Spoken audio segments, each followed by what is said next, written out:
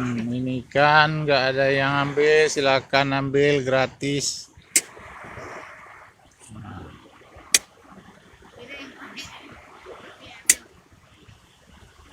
Kalau yang pelengkuk ya tiok kenapa sih kalau mau tanam. Lubang sudah disediakan. Kalau yang mau ambil silahkan. Kalau nggak ada yang ambil terpaksa ditanam. Ini untuk buat ikan asin, mau buat bakso, empek-empek.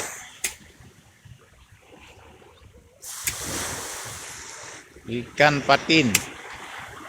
Kalau di sini ikan bagok. Ikan baung. Kalau mau diambil, mau buat ikan asin juga boleh.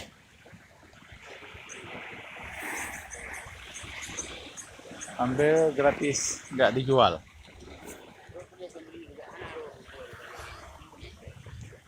Ini ada juga ibu-ibu yang ambil, pilih yang besar-besar untuk buat ikan asin. Kalau ada yang berminat ya silakan ambil. Ditunggu barang 1 jam lagi. Kalau tidak ada ya terpaksa ditanam